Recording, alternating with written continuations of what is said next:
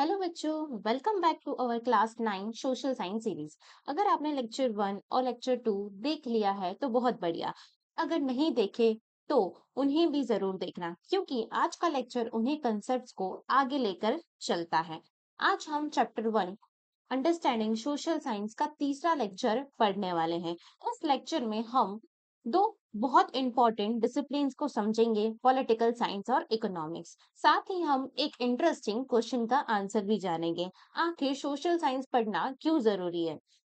मैं प्रॉमिस करती हूँ कि आज की क्लास में हम सभी सिर्फ डेफिनेशन ही नहीं, उसके साथ हम रियल लाइफ एग्जाम्पल को भी समझेंगे कि गवर्नमेंट कैसे काम करती है, पैसे और रिसोर्सेज का मैनेजमेंट कैसे होता है, और सोशल साइंस हमारी डेली लाइफ में कितने इम्पोर्टेंट है। तो वीडियो को एंड तक जरूर देखना, क्योंकि लास्ट में हम क्विक रिवीजन और एग्जाम ओरिएंटेड क्वेश्चंस में डिस्कस करेंगे, जो आपकी स्कूल एग्जाम्स में काफी हेल्प करेंगे।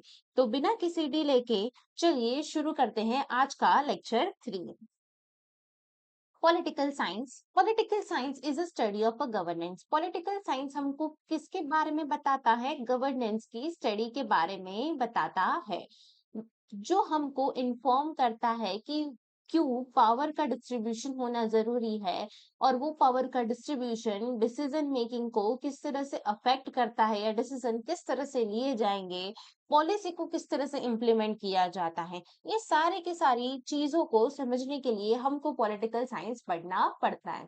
It is a study of constitution, government and institution of the state. Political science किसकी स्टडी करी जाती है? पॉलिटिकल साइंस में किस चीज की स्टडी करी जाती है? तो हमारे कॉन्स्टिट्यूशन की स्टडी करी जाती है, गवर्नमेंट्स की स्टडी करी जाती है, और जो हमारे स्टेट में जो वेरियस इंस्टीट्यूशन या ऑर्गेनाइजेशन देखने को मिलते हैं, उसकी स्टडी करी जाती है।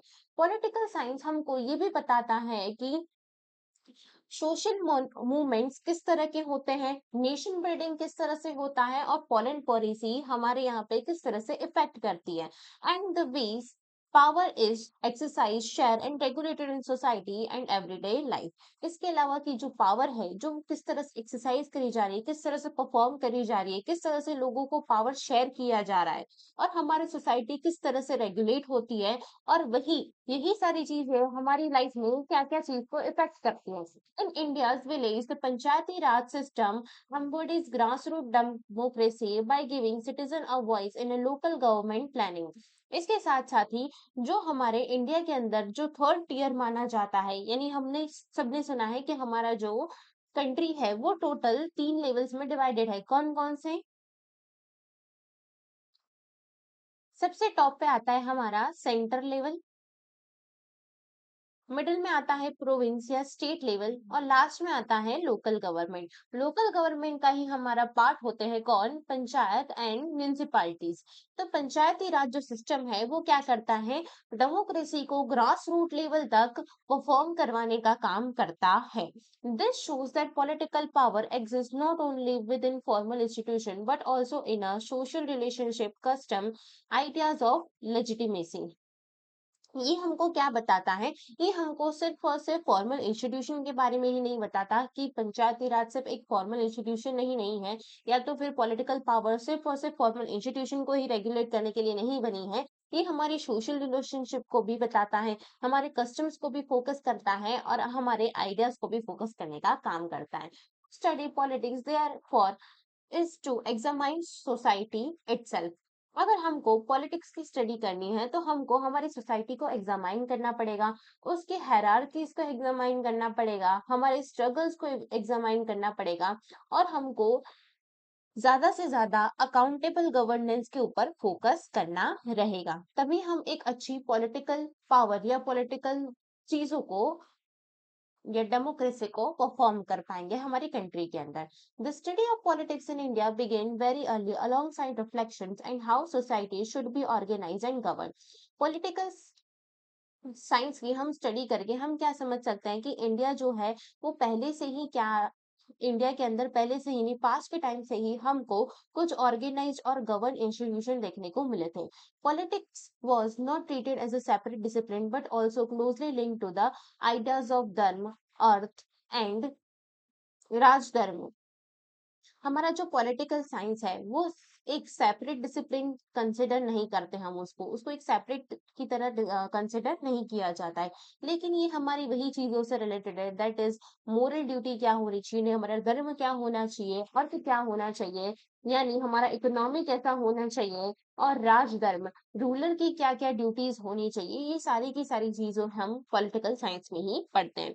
Early texts such as Vedas, Upanishad, Puran discuss justice, authority and social order and the responsibility of king and citizen. जो हमको अर्ली टेक्स्ट देखने को मिले, यानी पुराने के टाइम के जो हमको टेक्स्ट देखने को मिले, वेदास देखने को मिले, उपनिषद देखने को मिले, पुराण, ये सारी की सारी चीजों में हमको किसके बारे में बताया गया है? जस्टिस, अथॉरिटी, सोशल ऑर्डर और रिस्पॉन्सिबिलिटीज ऑफ किंग और सिटीजन्स के बारे में भी बताया गया है कि क्या-क्या हमारी रिस्पॉन्सिबिलिटी होनी चाहिए और क्या रिस्पॉन्सिबिलिटी हमारे किंग की होनी चाहिए। इसके अलावा हमारे यहाँ पे जस्टिस कैसा होना चाहिए, अथॉरिटी कैसी होनी चाहिए और सोशल ऑर्डर किस तरह का होना चाहिए। Indian political thought is further articulated in works such as Mahabharat and शुक्र नीति। अब इसके अलावा हमको कुछ ऐसे वर्क्स जो पॉलिटिकल थॉट को डिस्क्राइब करते हैं, ऐसे वर्क्स जो है वो हमको हमारे एशियन टेक्स्ट महाभारत और शुक्र नीति के भी अंदर हमको देखने को मिलते हैं, जो क्या रिफ्लेक्ट करते हैं, जो हमारे गवर्नेंस, लॉ और एथिकल लीडरशिप को रिफ्लेक्ट करते हैं। अमंग दिस द अर्थशास्त्र stand out a foundational text on politics and administration, detailing how a state should be governed, how taxes should be collected, and how the army should function, and how the rulers should ensure the welfare of the people. इसके अलावा हमको एक और book देखने को मिलती है जिसको हम अर्थशास्त्र के नाम से जानते हैं। ठीक है, ये हमारा फाउंडेशनल टेक्स्ट माना जाता है, किसके लिए? पॉलिटिक्स के लिए, एडमिनिस्ट्रेशन के लिए। और इसमें बहुत सारी चीजें हमको डिटेल में बताई हुई है कि गवर्नमेंट किस तरह की होनी चाहिए, स्टेट को किस तरह से गवर्न करना चाहिए, टैक्सेस किस तरह से कलेक्ट करने चाहिए, आर्मी के फंक्शंस किस तरह से मैनेज करने चाहिए और जो रूलर्स है वो लोगों का वेलफेयर किस तरह से कर सकते हैं। ये सारी की सारी चीजों के बारे में हमको अर्थशास्त्र नाम की बुक में बताया गया है। और ये अर्थशास्त्र जो है वो किससे लिखी थी? कौटिल्य ने लिखी थी। ठीक है, और कौटिल्य को हम एक और नाम से जानते हैं, दैट इज चाणक्य। ओके, इनको कौटिल्य भी कहते हैं और इनको चाणक्य भी कहते हैं। और ये जो थे वो स्कॉलर हुआ करते थे, लेकिन कौन से राजा के टाइम पे ये स्कॉलर हुआ करते थे और कौन से राजा ने इनके जो प्रिंसिपल्स है उसको फॉलो किया था, वो आप मुझे कमेंट सेक्शन में बताओगे और मैं आपको चैप्टर की एंड में या तो फिर अभी जब हम लेक्चर खत्म करेंगे तब उसके बारे में मैं आपको बता दूंगी कि कौन थे वो पर्सन। ठीक है, कौन से ऐसे रूलर थे जिन्होंने चाणक्य नीति को फॉलो किया था और इनके प्रिंसिपल्स पे चले थे। Overall the Indian thought adopted a holistic approach linking politics with economic, social life, morality and defence. अगर हम बात करें तो इंडियन पॉलिटिक्स बेसिकली किसको फोकस करता है? तो ये हमारे economy, social life, mortality, defence को ज्यादातर फोकस करता है। Power was viewed as a responsibility rather than a merely as a privilege. हमारे कॉन्स्टिट्यूशन में ये चीज बोली गई है कि पावर जो है वो किस लिए दी गई है? रिस्पॉन्सिबिलिटीज को परफॉर्म करने के लिए दी गई है, ना कि किसी को प्रिविलेज देने के लिए। This tradition helps us understand modern institutions such as the Panchayati Raj system, which promotes social, local self-government and public participation at the village level. और ये जो चीज है वो हमको क्या समझाती है? ये हमको ये समझने में हेल्प करती है कि मॉडर्न इंस्टीट्यूशन किस तरह से वर्क करेंगे। जैसे कि पंचायती राज सिस्टम जो है वो क्या करता है? प्रमोट करता है लोकल सेल्फ गवर्नमेंट को और पब्लिक पार्टिसिपेशन को विलेज लेवल पे। In this way ancient ideas continue to shape India's democratic practices today. और ये आइडिया यानी जो पंचायती राज वाला या पंचायत का जो आइडिया हमको आज देखने को मिलता है वो कोई आजकल का आइडिया नहीं है। ये हमारे एंशियंट टेक्स्ट में भी हमको बताया गया है या हमारे इंडिया की हिस्ट्री में भी इसको बहुत सारे रूलर्स के द्वारा परफॉर्म किया गया है। Over the next 2 years you will study major contemporary concepts and practice in political science। अगले 2 साल में आप क्या करेंगे? यही कंटेम्पररी कंसेप्ट के ऊपर पॉलिटिकल साइंस के पढ़ने वाले हैं और उसको प्रैक्टिस किस तरह से किया जाता है ये भी आपको फर्दर चैप्टर्स में समझ आने वाला है। Political science include democracy, election, authority, civil society, governance and public policy, and national security and its challenges. Political science में क्या क्या चीजें इंक्लूड होती है? तो डेमोक्रेसी इंक्लूड होती है, इलेक्शंस इंक्लूड होते हैं, अथॉरिटी इंक्लूड होती है, सिविल सोसाइटी इंक्लूड होती है, गवर्नेंस इंक्लूड होती है और पब्लिक पॉलिसी और नेशनल सिक्योरिटी और उसके चैलेंजेस में इसमें इंक्लूड होते हैं। However, a meaningful understanding political science also require our own efforts to observe and analyze the political issue around you, along with their linkage with other social science disciplines. जबकि अगर हमको proper meaning समझना है political science का, तो हमको ये जरूरी होगा कि हम क्या करें, हमारे खुद के एफर्ट्स लगाए, चीजों को हमारे आसपास जो चल रही हैं उस चीजों को ऑब्जर्व करें और क्या करें, और उसको हमारे जो भी पास्ट रहा है या सोशल साइंस के डिफरेंट डिसिप्लिन से, चाहे इकोनॉमी है, हिस्ट्री है, ज्योग्राफी है, उन सब से उसको कनेक्ट करें। तभी हम प्रॉपर मीनिंग समझ पाएंगे किसका, हमारे पॉलिटिकल साइंस का। चलो, आई होप आप लोगों को पॉलिटिकल साइंस जो है वो प्रॉपर तरीके से क्लियर हो चुका होगा। और हमारा नेक्स्ट डिसिप्लिन आज जो हम कवर करने वाले हैं वो है हमारा इकोनॉमिक्स। इकोनॉमिक्स क्या करता है, इकोनॉमिक्स हमको हेल्प करता है ये समझने में कि इंडिविजुअल और सोसाइटी जो है वो डिसाइड करती है कि जो लिमिटेड रिसोर्सेज है उससे हम लोग हमारी नीड्स को किस तरह से फुलफिल कर पाएंगे। It studies how goods and services are produce. ये हमको क्या बताता है कि गुड्स और सर्विसेज जो है वो किस तरह से प्रोड्यूस किए जाते हैं, किस तरह से एक्सचेंज किए जाते हैं और किस तरह से इसको डिस्ट्रीब्यूट किया जाता है। इसके अलावा ये हमको और भी चीजें बताता है कि हम हमारी डेली लाइफ को किस तरह से एग्जामाइन कर सकते हैं, पोजेस कर सकते हैं। जैसे कि इसमें हर एक चीज इंक्लूड होती है, जैसे आप सुबह खाना खाते हो या ब्रेकफास्ट करते हो, आपके खाने से लेके, आपके कपड़ों से लेके, आपकी जॉब से लेके, आप कौन कौन से सर्विसेज प्रोवाइड कर रहे हो, उन सब को इसमें इंक्लूड किया जाता है। Economics explore decision making by consumer, producer and government. Economic जो है वो क्या एक्सप्लोर करता है, डिसीजन मेकिंग को एक्सप्लोर करता है, जो कंज्यूमर्स के द्वारा, प्रोड्यूसर्स के द्वारा और गवर्नमेंट के द्वारा लिए जाते हैं। Consumer decide what to buy, producers determine what and how to produce, and government frame policies to balance goals such as growth and stability, efficiency and fairness. Consumer क्या डिसीजन लेंगे, कंज्यूमर क्या क्या decision लेंगे कि हम क्या bye कर सकते हैं, प्रोड्यूसर क्या कहेंगे, प्रोड्यूसर क्या सोचेंगे, क्या डिसीजन लेंगे, तो वो क्या प्रोड्यूस करे, किसके लिए प्रोड्यूस करे और कौन सी चीज को प्रोड्यूस करे जिससे उनको मैक्सिमम बेनिफिट होगा या मैक्सिमम प्रॉफिट मिलेगा। इसके अलावा गवर्नमेंट कौन कौन से डिसीजन ले सकती है, तो गवर्नमेंट बैलेंस गोल को बैलेंस करने के लिए सोचती हैं, जैसे कि ग्रोथ और स्टेबिलिटी ज्यादा हो, इफिशियंसी और फेयरनेस हमको ज्यादा देखने को मिले, पॉलिसीज जो है वो किस तरह से फ्रेम करी जाए जिसकी वजह से जो पॉलिसीज है वो मैक्सिमम लोगों को बेनिफिट पहुंचा सके। This way economics is not only about numbers and market but also about wellbeing, equity and justice. और इसीलिए हम कहते हैं कि इकोनॉमी सिर्फ और सिर्फ नंबर्स या मार्केट के ऊपर बेस्ड नहीं होता, लेकिन ये लोगों की वेलबींग, इक्विटी और जस्टिस को भी दर्शाता है।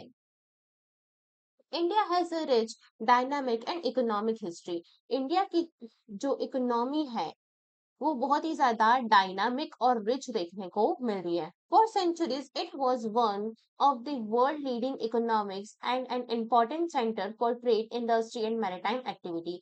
बहुत सेंचुरीज पहले इंडिया की इकोनॉमी जो थी वो वर्ल्ड की लीडिंग इकोनॉमी में कंसिडर करी जाती थी और ये एक इम्पोर्टेंट सेंटर माना जाता था ट्रेड, इंडस्ट्री और मैरीटाइम एक्टिविटी के लिए। Colonial rule disrupted this progress, resulting in widespread poverty, recurring famines and decline of traditional industries। और ये जो लीडिंग इकोनॉमी थी हमारी वो धीरे धीरे करके डिक्लाइन क्यों होने लगी, तो इसके पीछे मेजर किसका हाथ होगा, ब्रिटिशर्स का हाथ होगा। यानी हमारा जो कॉलोनियल रूल था उस टाइम पे हमको बहुत ही ज्यादा क्या किया गया था, एक्सप्लॉइट किया गया था, किसके द्वारा, ब्रिटिशर्स के द्वारा, जिन्होंने इंडिया को अपनी कॉलोनी बना के रखा था। उसके बाद से हमको बहुत ज्यादा पॉवर्टी, फेमाइन्स देखने को मिले, इवन जो ट्रेडिशनल इंडस्ट्रीज थी उसमें हमको कंटिन्यूअस डिक्लाइन भी देखने को मिला। लेकिन इंडिपेंडेंस के बाद इंडिया ने वापस अपनी इकोनॉमी को रीबिल्ड करना स्टार्ट किया। कुछ रिसेंट डिकेड्स में हमने देखा कि हमारी जो कंट्री है उसने बहुत ही ज्यादा प्रोग्रेस किया है, बहुत ही ज्यादा इम्प्रूवमेंट लेके आए हैं गवर्नमेंट इंफ्रास्ट्रक्चर में, एक्सपांशन में, एजुकेशन में, टेक्नोलॉजी में, पॉवर्टी को रिड्यूस करने में। और लाइफ एक्सपेक्टेंसी भी हमने क्या देखी, इंक्रीज होती हुई देखी। और हम जानते भी है कि in terms of population, India जो है उसकी रैंक आती है फर्स्ट नंबर पे। सेकंड कौन आता है वो आप मुझे कमेंट सेक्शन में बताइए। Yet important challenges remain, particularly in increasing income and ensuring that the benefit of growth reach all the section of the society। और इसीलिए इन सारी चीजों को इन सारी चीजों को फोकस करने के लिए, इन सारी चीजों को इम्प्रूव करने के लिए हमने बहुत सारे चैलेंजेस भी फेस करे, लेकिन हमने स्टिल उस चीज को हमने क्या किया, हमने उस चीज को अटेंड किया, एक्सेप्ट किया, और हमने बहुत सारे चैलेंजेस फेस करके हम क्या हो गए, सक्सेसफुल भी। हमको थोड़ा सा सक्सेस, ज्यादा नहीं लेकिन थोड़ा सा सक्सेस हमको देखने को मिला। जैसे कि इनकम इंक्रीज होने लगी, लोगों को बेनिफिट मिलने लगे, हमारी सोसाइटी के ऑलमोस्ट ऑल सेक्शंस जो है वो अब क्या हो चुके हैं, अब डेवलप्ड हो चुके हैं। Economic development therefore remains a central national goal. और इसीलिए हमारा इकोनॉमिक डेवलपमेंट जो है वो हमारा मेन फोकस बनता चला गया, और धीरे धीरे करके वो एक हर एक लोगों का सपना बनता चला गया कि हमारी कंट्री क्या हो, इकोनॉमिकली डेवलप्ड हो। Understanding economics help us recognise both achievement and challenges.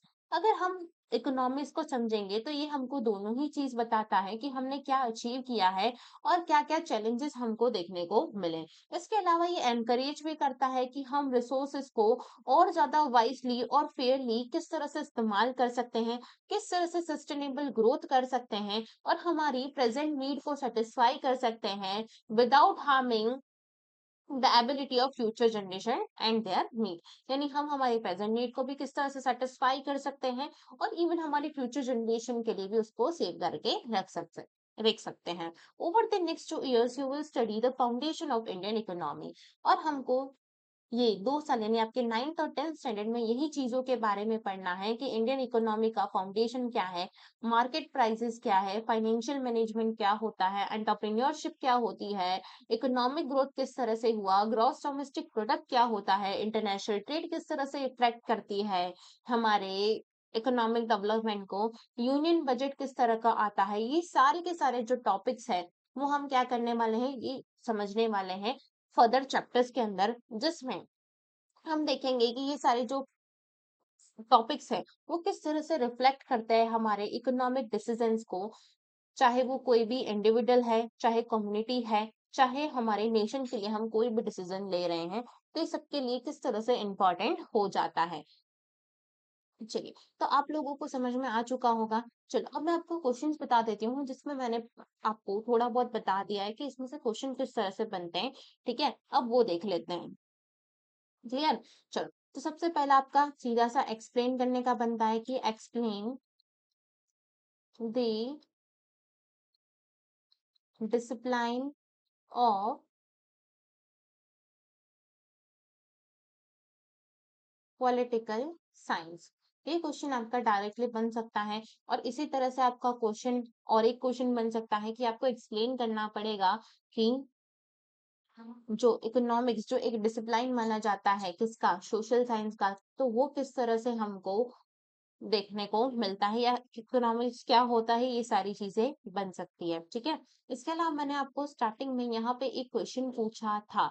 Yes, what is जो अर्थशास्त्र बुक है, ठीक है, जो इकोनॉमी पे लिखी हुई है या पॉलिटिकल साइंस पे लिखी हुई है, ठीक है, वो किससे लिखी थी, तो कौटिल्य ने लिखी थी। लेकिन कौटिल्य जो है वो कौन से रूलर के टाइम पे हमको देखने को मिले थे, तो वो थे हमारे चंद्रगुप्त मौर्य। और इन्होंने ही क्या किया था, चाणक्य की हेल्प से मौर्यन डायनेस्टी की इस्टेब्लिशमेंट या फाउंडेशन किया था। ठीक है, समझ में आया आपको। चलिए, एक और क्वेश्चन मैंने आपको पूछा था क्या इसके पहले, नहीं, इतना ही पूछा था। ओके, चलो बढ़िया। हाँ, यहाँ पे मैंने आपको एक और क्वेश्चन पूछा था, in terms of population India जो है वो फर्स्ट नंबर पे आता है। ठीक है, लेकिन सेकंड नंबर पे कौन आता है, तो सेकंड पे आएगा हमारा चाइना। ओके, चाइना जो है वो सेकंड नंबर पे आता है। क्लियर। चलिए, तो आई होप आपको ये डाउट्स जो है वो क्लियर हो चुके होंगे। आई थिंक सो हमको फर्दर टॉपिक भी कवर कर लेने चाहिए, है ना। चलिए, ये भी एक टॉपिक और कवर कर लेते हैं, why should we study social science. After exploring how social science help us observe event, ask question and examine evidence, an important question arise: how does this knowledge help us in our lifes? हमने देखा, हमने total 4 discipline जो होते हैं उसको हमने cover कर लिया। समझ में भी आया कि किस तरह से इवेंट जो है वो एक दूसरे को रिफ्लेक्ट करते हैं, क्या क्या क्वेश्चन अराइज हो सकते हैं, एविडेंस को एग्जामिन करना क्यों इम्पोर्टेंट हो जाता है। ठीक है, ये सारी चीजों के क्वेश्चन हमने देख लिए। चलो, तो इसके अलावा कि ये जो हमने सब चीजें पढ़ी, तो क्या वो हमारी नॉलेज जो हमने अभी गेन करी वो हमको किस तरह से हेल्प करेगी हमारी डेली लाइफ में? The house you live in, the water you see, the road you travel, the school you attend, the market you visit, and even the digital spaces you use are a part of a system created and managed by the society. जो भी हम हमारा घर देखते हैं, हम जो पानी पीते हैं, हम जिस रोड पे ट्रैवल करते हैं, स्कूल जाते हैं, मार्केट में विजिट करते हैं, ये सारी की सारी चीजें क्रिएट और मैनेज करी जाती है सोसाइटी के द्वारा। Social science help us understand how this system developed and how they function and how they affect different group of people. Social science हमको मदद करता है कि हम ये जो सिस्टम है वो किस तरह से डेवलप्ड हुई, किस तरह से ये फंक्शन करती है और किस तरह से डिफरेंट ग्रुप ऑफ पीपल जो है वो इससे इफेक्ट होते हैं। You also live among people. You may speak different languages, follow diverse custom and practicing varied occupation. हम ये भी जानते हैं कि हमारे आसपास जो लोग हैं वो डिफरेंट लैंग्वेज बोला करते हैं, उनके कस्टम्स अलग है, ट्रेडिशंस अलग है, इवन वो अलग अलग ऑक्यूपेशंस पे कैरिड आउट करते हैं। Why do so such differences exist within the same country? तो क्यों इतने सारे डिफरेंसेस क्यों है हमारी कंट्री के अंदर, जबकि लोग तो हमारी एक ही कंट्री के हैं, तो इतने सारे डिफरेंस क्यों एग्जिस्ट है? How does they continue over time? और ये इन्होंने ये डिफरेंसेस अभी तक किस तरह से कंटिन्यू रखे हैं? सोशल साइंस यही सारी चीजों को, यही सारी वेरिएशंस को और उसके आउटकम्स को हमको एक्सप्लेन करता है by studying the geographical, historical, cultural और इकोनॉमिक फैक्टर्स को कंसिडर करके। This understanding builds respect and cooperation among communities. और ये अंडरस्टैंडिंग जो है वो रिस्पेक्ट को बिल्ड करने का और कॉपरेशन को बनाए रखने का, यानी ब्रदरहुड को फोकस करने का डिफरेंट कम्युनिटीज के बीच में, उसमें हेल्प करता है। At the same time it help us recognise how Indian culture behind this diversity together through a underlying unity, fostering a sense of a developing and shared identity. इसके अलावा ये हमको ये रिकॉग्नाइज करने में हेल्प करता है कि हमारा कल्चर जो है वो इंडियन कल्चर किस तरह से बना, किस तरह से हमको ये डाइवर्सिटी देखने को मिलती है, और इतनी सारी डाइवर्सिटी होने के बावजूद भी हमारा इंडियन कल्चर इतना स्ट्रांग क्यों है, हमारे अंदर ये यूनिटी किस तरह के हैं, क्यों है, क्यों अभी तक हम लोगों में ये यूनिटी बनी हुई है। ठीक है, और हम ऐसा तो क्या चीजें, ऐसी क्या कॉमननेस को शेयर करते हैं जिसने अभी तक हमको एक जूट में बांध के रखा है या एक रस्सी से बांध के रखा है, यानी यूनिटी को अभी तक हम क्यों कैरिड आउट कर पाए हैं इतने लंबे सालों से। Democratic society citizens play an active role in public life. Democratic society में सिटीजन जो है वो बहुत ही ज्यादा एक एक्टिव रोल प्ले करते हैं, किसमें? पब्लिक लाइफ में। Laws, rights and responsibility guide how people live together. Laws, rights और रिस्पॉन्सिबिलिटी जो है वो हमको गाइड करती है कि पीपल एक साथ किस तरह से रह रहे हैं। When you understand how government function and how decisions are made, you better prepared to participate responsibly in civic life. अगर हम समझ जाएंगे कि गवर्नमेंट किस तरह से फंक्शन करती है, उसके डिसीजन किस तरह से लेती है, तो हम क्या कर पाएंगे, हम उस चीज को समझ के हम हमारी रिस्पॉन्सिबिलिटी को समझ पाएंगे और हम हमारा जो पार्टिसिपेशन होना चाहिए सिविक्स लाइफ में उसको परफॉर्म कर पाएंगे। Social science also standard our ability to think about a shared challenges. Social science हमको क्या बताता है, हमारी एबिलिटी को शो करता है कि हमको किस तरह से चैलेंजेस को साथ में मिलके फेस करना पड़ता है। When you hear about issues such as environmental protection, public health, employment, and urban growth, you learn to ask informed question about their causes, effect, and possible solution.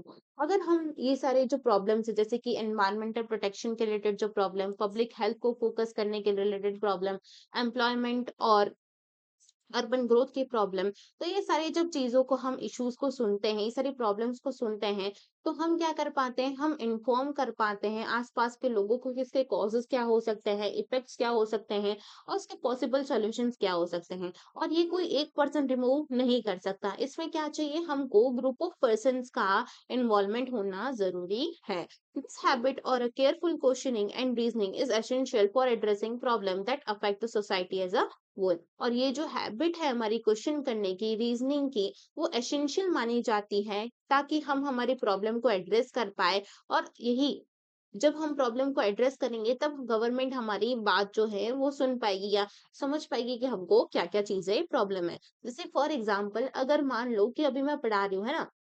तो आप पढ़ रहे हो बेटा मेरे से, राइट? अगर मान लो स्टिल आपको कोई डाउट रह जाता है, तो अगर आप मुझे बताओगे नहीं कि आपको क्या डाउट है, तो ऐसा तो है नहीं कि मुझे खुद ही खुद पता चल जाएगा कि आपको ये डाउट होना चाहिए या ये डाउट होगा। ऐसा तो नहीं है, पॉसिबल नहीं है ना?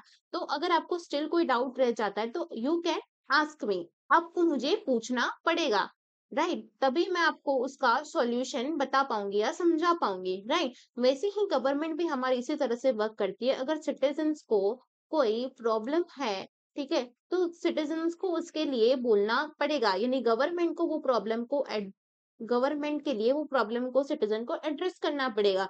तभी गवर्नमेंट क्या कर पाएगी, उसको सॉल्व करने में लोगों की हेल्प कर पाएगी, right? Most importantly social science connect the past, present and future. ज्यादातर सोशल साइंस जो है वो क्या करता है, हमारे पास्ट, प्रेजेंट और फ्यूचर को कनेक्ट करता है। By understanding how past decision shape the present, we becomes better equipped to make wiser choice for the future। अगर हम समझ पाए कि हमारे पास्ट में जो डिसीजन लिए गए हैं वो किस तरह से हमारे प्रेजेंट को इफेक्ट कर रहे हैं, तो हम क्या कर पाएंगे, हम हमारे फ्यूचर की चॉइसेस के लिए हम प्रेजेंट में उसको सॉल्व कर पाएंगे कि हमारे फ्यूचर जो हो बेटर हो, ब्राइट हो। तो ऐसी क्या चीजें हमको करनी चाहिए प्रेजेंट के अंदर जिससे हमारा फ्यूचर क्या हो जाए, जिससे हमारा फ्यूचर सिक्योर हो जाए। ओके, चलो। आई होप आपको ये पूरा का पूरा जो टॉपिक है, यानी आज हमने तीन चीजें पढ़ी, दो डिसिप्लिन पढ़े किसके, हमारे सोशल साइंस के, दैट इज हमारा पॉलिटिकल साइंस एंड इकोनॉमिक्स, ठीक है? इसके अलावा हमने यहाँ पे एक और टॉपिक कवर किया जो मैंने आपको कंप्लीटली एक्सप्लेन कर दिया है। अगर स्टिल बेटा आपको कोई डाउट रहते हैं तो आप मुझे कमेंट सेक्शन में बता सकते हैं। और हम आप एक भी वीडियो को मिस ना करो, एक भी लेक्चर आपका मिस ना हो, उसके लिए आप मेरे चैनल को जाके सब्सक्राइब करो, लाइक करो और आपके फ्रेंड्स और फैमिली के साथ ये वीडियो शेयर करो, ताकि वो भी समझ पाए कि सोशल साइंस जो है वो हमारे लिए क्यों इम्पोर्टेंट है। क्योंकि आप सबको पता है कि हर बच्चों का ये सवाल रहता है कि सोशल साइंस में हम क्यों पढ़ते हैं, क्यों हमको हिस्ट्री पढ़ने की जरूरत पड़ती है। तो ये चैप्टर जो है और ये जो मैंने आपको पढ़ाया है वो स्पेशली उन्हीं बच्चों के लिए है। तो उनसे, ऐसे बच्चों के साथ जिनको ये हमेशा डाउट रहता है कि सोशल साइंस पढ़ना क्यों जरूरी है, तो इनके साथ ये वीडियो शेयर कीजिएगा और सब्सक्राइब कीजिएगा हमारे चैनल को। चलो मिलते हैं हमारे नेक्स्ट वीडियो में, तब तक keep learning, keep revising and good by two all.